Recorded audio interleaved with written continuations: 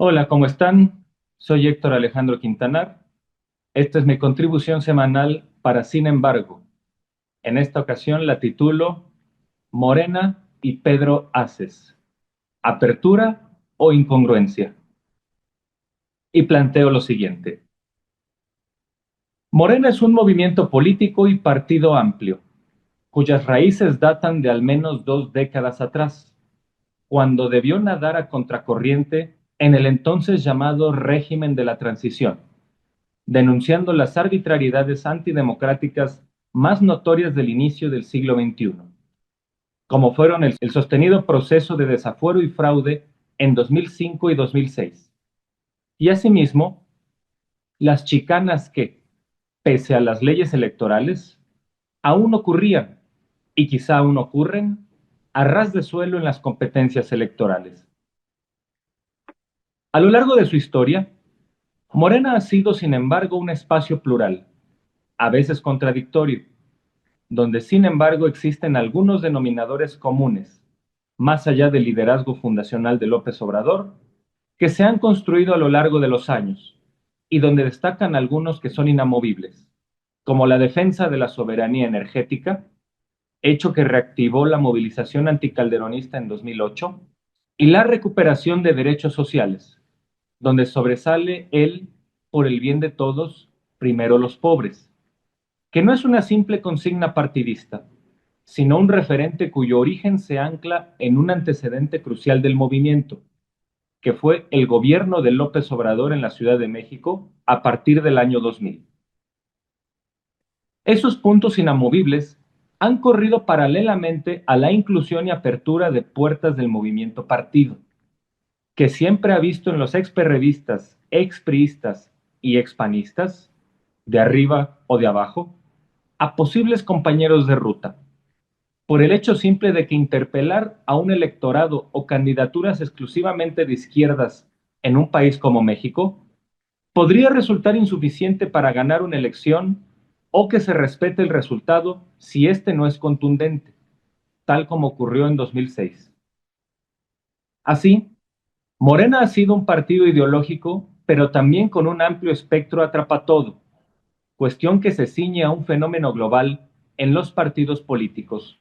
Después de la caída del muro de Berlín, ya ninguno puede ganar elecciones apelando a un solo sector o clase, so pena de automarginarse. Y todos han debido correrse al centro y abrirse a otras corrientes para ser electoralmente competitivos. Ello para Morena ha tenido contraluces. Por un lado, algunos nuevos integrantes provenientes del PAN o del PRI han hecho un trabajo serio en sus respectivas trincheras. Ahí están los ejemplos de Fadlala Cabani, eficaz funcionario del gobierno de Claudia Sheinbaum en Ciudad de México, quien fue en su momento jefe delegacional panista en Benito Juárez, o Miguel Ángel Navarro, expriista que se opuso al desafuero de López Obrador en 2005 y desde entonces ha transitado la ruta del movimiento, apegado a sus puntos inamovibles. Hay también oscuridades deleznables que, sumados como oportunistas a Morena, resultan ser personajes ambiciosos o traidores. Quizá el caso más notable es el de la ex senadora morenista Lili Telles, hoy tornada no solo en una panista estridente, sino también en una vocera oficiosa de Donald Trump en México y una exponente de esa nueva derecha disque libertaria, que tiene en el energúmeno Javier Milei a su más nítido ejemplar. O está también Alejandro Rojas Díaz Durán, quien de ser un morenista promotor de la Constitución de la Ciudad de México, se convirtió en un aliado golpeador de Ricardo Monreal y el año pasado renunció al partido Guinda para servir en un espacio digno de él, la candidatura de Xóchitl Gálvez. En este abanico contradictorio, sobresale la figura de un personaje como Pedro Aces, hoy legislador de Morena, y presunto líder sindical cuya historia es un visor de aquello que la llamada Cuarta Transformación debería rechazar. Y no se habla aquí de los panfletos de Claudio X González, cuya plataforma de Mexicanos contra la Corrupción y la Impunidad ahora acusa a Aces de rico y dispendioso, sino que se señala la vena ideológica del personaje.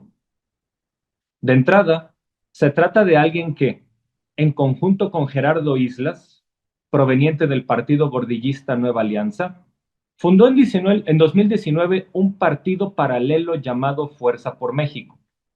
que no logró el 3% de la votación en las elecciones federales y, salvo en Tlaxcala y algún estado norteño,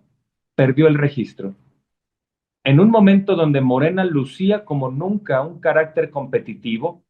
como fue la coyuntura de 2021, donde el partido ganó varias gubernaturas y retuvo la mayoría en el Congreso, resultaba sospechoso que una organización desconocida se asumiera como una fuerza de centro izquierda impulsora del obradorismo. Más bien parecía querer medrar a su nombre, sobre todo si se observa que ni Haces ni Islas representan absolutamente nada en la historia de las izquierdas mexicanas y que en la fundación del obradorismo como movimiento, ambos nombres brillaron por su ausencia. Pero la agenda del hoy legislador es la preocupante. Se trata de un defensor de la tauromaquia,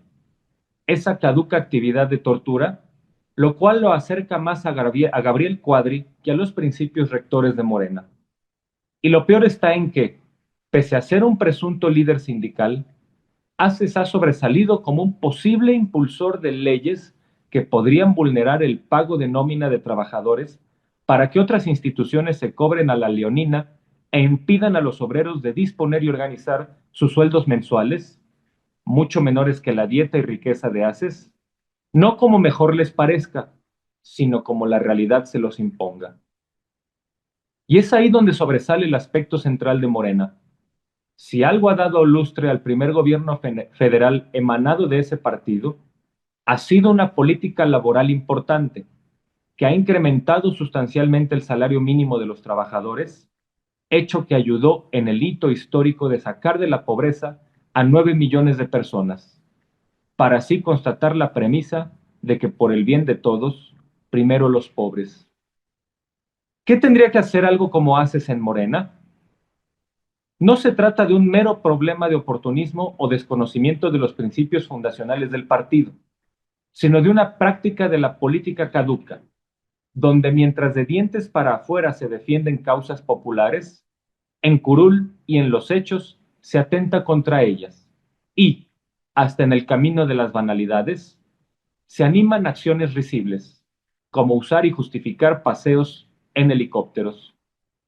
Mientras el gobierno de López Obrador batalló mucho para vender un avión presidencial que simboliza el dispendio de esas viejas prácticas, y tanto aquel como Claudia Sheinbaum transitan la ardua vía de combatir la pobreza mediante una política laboral acertada y derechos sociales,